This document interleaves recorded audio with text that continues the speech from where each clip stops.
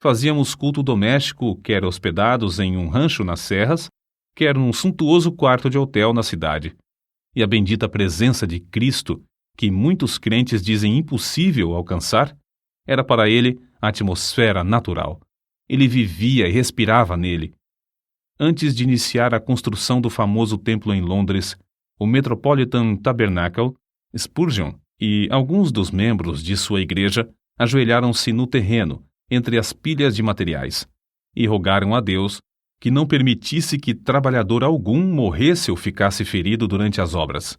Deus respondeu maravilhosamente, não deixando acontecer qualquer acidente durante o tempo da construção do imponente edifício, que media 80 metros de comprimento, 28 de largura e 20 de altura.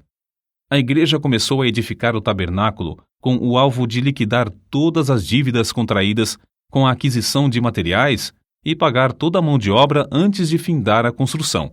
Como de costume, pediram a Deus que os ajudasse a realizar esse desejo, e tudo foi pago antes do dia da inauguração. O Metropolitan Tabernacle foi acabado em março de 1861. Durante os 31 anos que se seguiram, uma média de 5.000 pessoas se congregava ali todos os domingos, pela manhã e à noite. De 3 em 3 meses, Spurgeon pedia aos que já haviam feito parte da assistência que se ausentassem. Eles o atendiam, mas mesmo assim, o tabernáculo era superlotado por outras pessoas das massas ainda não alcançadas pela mensagem. Durante certo período, pregou 300 vezes em 12 meses. O maior auditório do qual pregou foi no Crystal Palace, em Londres, em 7 de outubro de 1857. Havia exatamente 23.654 pessoas no auditório. Spurgeon esforçou-se tanto nessa ocasião e o cansaço foi tal que, após o sermão da noite de quarta-feira, dormiu até a manhã de sexta-feira. Todavia, não se deve julgar que era somente no púlpito que a sua alma ardia pela salvação dos perdidos. Também se ocupava grandemente no evangelismo individual.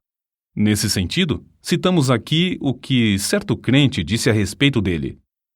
Tenho visto auditórios de 6.500 pessoas inteiramente levadas pelo fervor de Spurgeon, mas ao lado de uma criança moribunda que ele levava a Cristo, achei-o mais sublime do que quando dominava o interesse da multidão. Parece impossível que tal pregador tivesse tempo para escrever. Entretanto, os livros da sua autoria constituem uma biblioteca de 135 tomos. Até hoje, não há obra mais rica de joias espirituais do que A Tesouraria de Davi, 7 volumes sobre os Salmos, escritos por Spurgeon. Ele publicou tão grande número de sermões que, mesmo lendo um por dia, nem em 10 anos o leitor os poderia ler todos. Muitos foram traduzidos em várias línguas e publicados nos jornais do mundo inteiro. Ele mesmo escrevia grande parte da matéria para seu jornal A Espada e a Colher. Título este, inspirado na história da construção dos muros de Jerusalém no tempo angustioso de Neemias.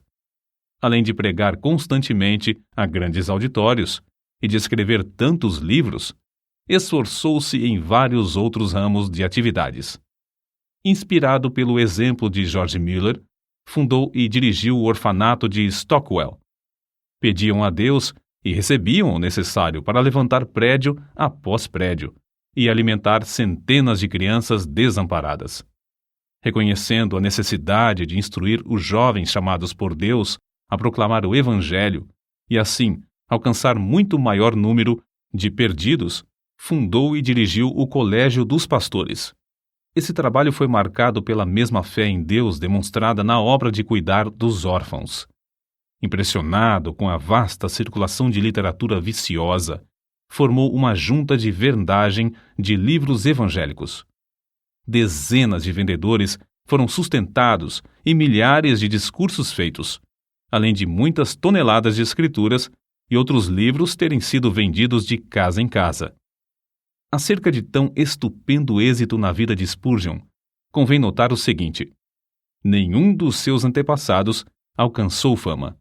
Sua voz podia pregar às maiores multidões, mas outros pregadores sem fama gozavam também da mesma voz. O príncipe dos pregadores era, antes de tudo, o príncipe de joelhos. Como Saulo de Tarso, também entrou no reino de Deus agonizando de joelhos. No caso de Spurgeon, essa angústia durou 6 meses. Depois, assim aconteceu com Saulo. A oração fervorosa virou um hábito na sua vida. Aqueles que assistiam aos cultos no grande Metropolitan Tabernacle diziam que as orações eram a parte mais sublime dos cultos. Quando alguém perguntava a Spurgeon a explicação do poder na sua pregação, o príncipe de joelhos apontava para a loja que ficava sob o salão do Metropolitan Tabernacle e dizia: "Na sala que está embaixo, há 300 crentes que sabem orar. Todas as vezes que prego, eles se reúnem ali para sustentar minhas mãos, orando e suplicando ininterruptamente. Na sala que está sob os nossos pés é que se encontra a explicação do ministério dessas bênçãos." Spurgeon costumava dirigir-se aos alunos no colégio dos pastores desta forma: "Permanecei na presença de Deus. Se o vosso fervor esfriar, não podereis orar bem no púlpito. Pior com a família, e ainda pior nos estudos, sozinhos. Se a alma se tornar magra, os ouvintes, sem saberem como ou porquê, acharão que vossas orações públicas têm pouco sabor." Ainda sobre a oração, sua esposa deu este testemunho: "Ele dava muita importância à meia hora de oração que passava com Deus antes de começar o culto." Certo crente também escreveu a esse respeito: "Sente-se, durante a sua oração pública, que ele é um homem de bastante força para levar nas mãos ungidas as orações de uma multidão. Isto é a ideia mais grandiosa de sacerdote entre Deus e os homens."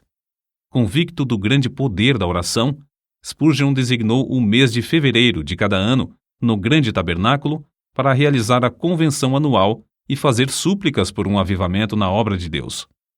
Nessas ocasiões, passavam dias inteiros em jejum e oração que se tornava mais e mais fervorosa.